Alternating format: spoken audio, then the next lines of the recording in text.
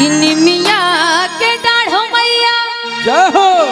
अरे नावेल झलू हवा हो के झूले झूली ना हो के झूले झूली ना कि मैया मोरी गावेली गीतिया हो के झूले झूली ना कि मैया मोरी गावेली गीतिया हो के झूले झूली ना निमिया के डाढ़ मैया आवेली झलू हवा हो के झूले झूली ना निमिया के डाढ़ मैया आवेली झलू हवा हो के झूले झूली ना कि मैया मोरी गावेली गीतिया हो के झूले झूली ना कि मैया मोरी गावेली गीतिया हो के झूले झूली ना।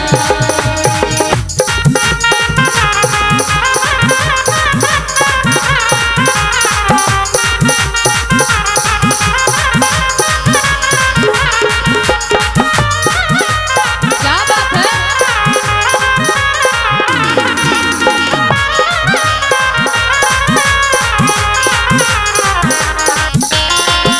बोली शेरा वाली मैया की।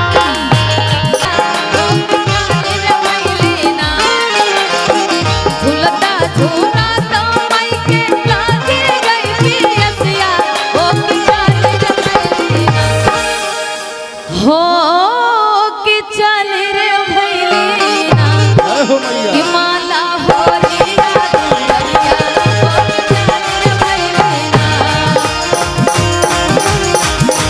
क्या बात है?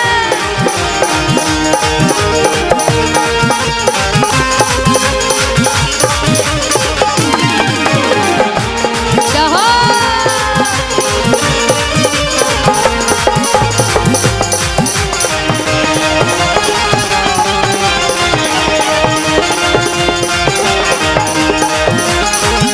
और जब माई के प्यास लागत है झूलत झूलत जब प्यासी हो जाती तो मालिन के घरे जाती पानी पिए खातिर और कहा का मालिन से सूतल बाटों पे जागल है मालिनिया हो कि पूत देखना सूतल बाटों पे जागल है मालिनिया हो कि पूत देखना हो कि पूत देखना त हमके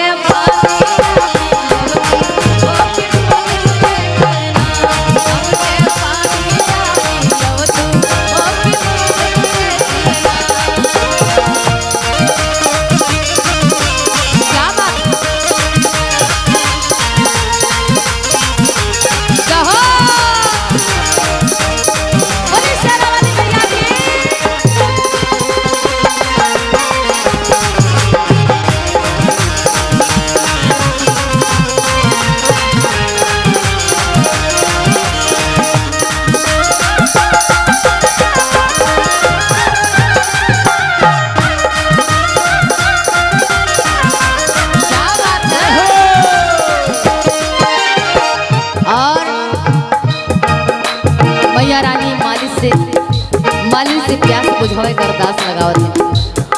अब मालिन बड़े सरल स्वभाव में जवाब देती मैया को और कहा थे कहा कैसे के पानिया पियाई हमारी जननी हो कि बगिया हमरे ना कैसे के पानिया पियाई हमारी जननी हो कि बगिया हमरे ना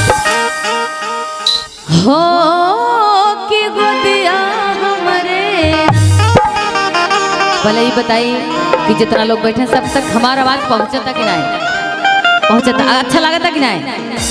एक बार बोली सच्चे दरबार की हो कि गोदिया हमरे ना बाटे वाला हो कि गोदिया हमरे ना बाटे वाला जनवा हो कि गोदिया हमरे ना। क्या बात है?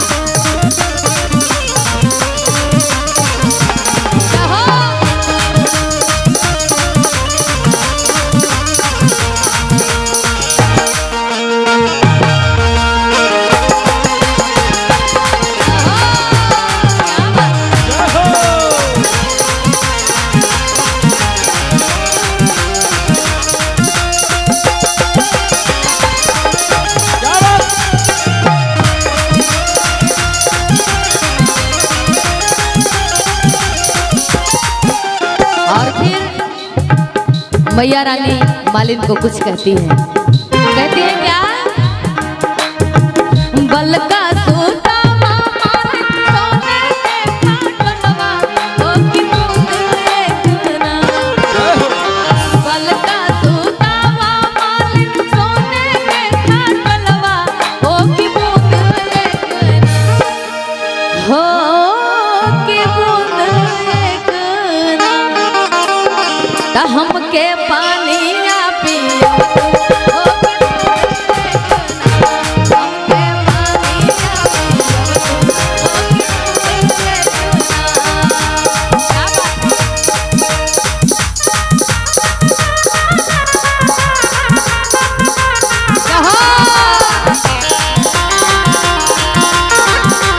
बोली साचे दरबार की।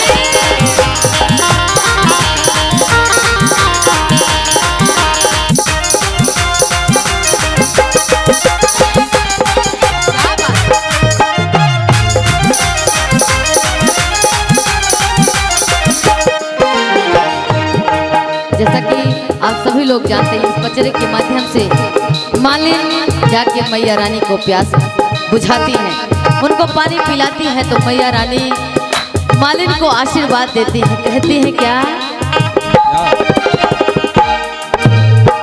जैसा ई मालिन हमके सोना बबलू, हो की वैसे वैसे ना।